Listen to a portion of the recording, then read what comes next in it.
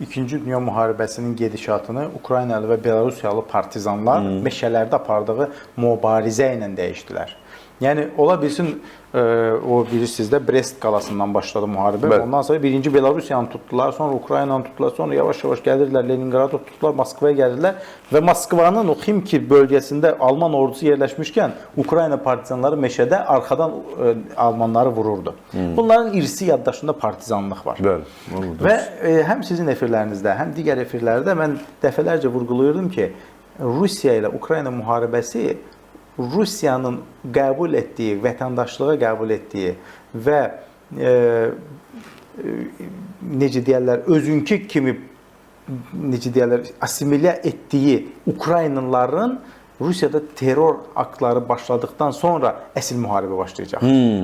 Yəni bunu mən müxtəlif efirlərdə demişəm. Niyə? Çünki Rusiyanı daha yaxşı bilirsiniz. Çox sayıda Ukrayna gəlirdi.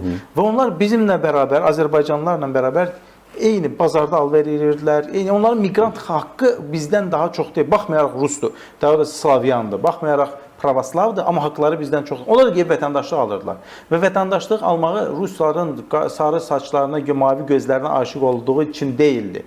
İçində milliyyətçi Ukraynalar var. İçində Ruslara nifrət edənlər var. Ukraynada dolanışıq yoxdur da, müxtəlif səbəblər. Gəlib Rusiyada qohumu var, nəyi var? Amma xarici görünüşü eynidir. Ruslara belə, Rus-Ukrayna. Gəlirdilər, vətəndaşlığı qəbul edir. Hətta o vətəndaşlıq sırasında yanaki söhbət edəndə Rusiyanın o ki var tənqid edir, bəlkə təhqir edən Ukraynalılar var idi. Və nəticə etibarı o Ukraynalılardır. Siz bilirsiniz ki, dron elə bir şeydir ki, dünənə qədər, bizdə Azərbaycanda dron uçuşu qadağandır, icazə almasan.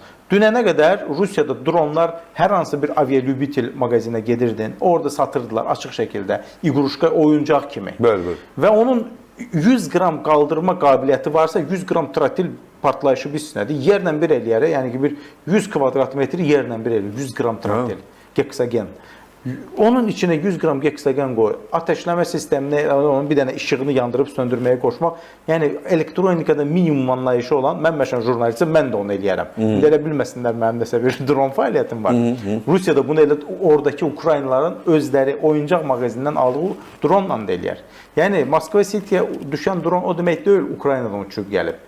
O Moskva City haradadır? Krasnoprestinskiyə nabirejnaya. Orada da o qədər 5 mərtəbə var ki, çoxu da atılıbdır, sökülməyəcək hazır. O 5 mərtəbənin balkonunun birindən kimsə bir oturub burada bir dənə Ukraynski qardaş qaz telefonla uçdu, sağ, sol, bas partlasın. Bu hərəkəti eləmək heç də çətin deyil.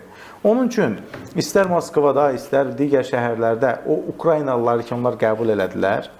Onlara ki, yer verdilər, iş verdilər, vətəndaşlıq verdilər, bəzilərini pasobiyalar verirdilər, belə pensiyalar verdilər.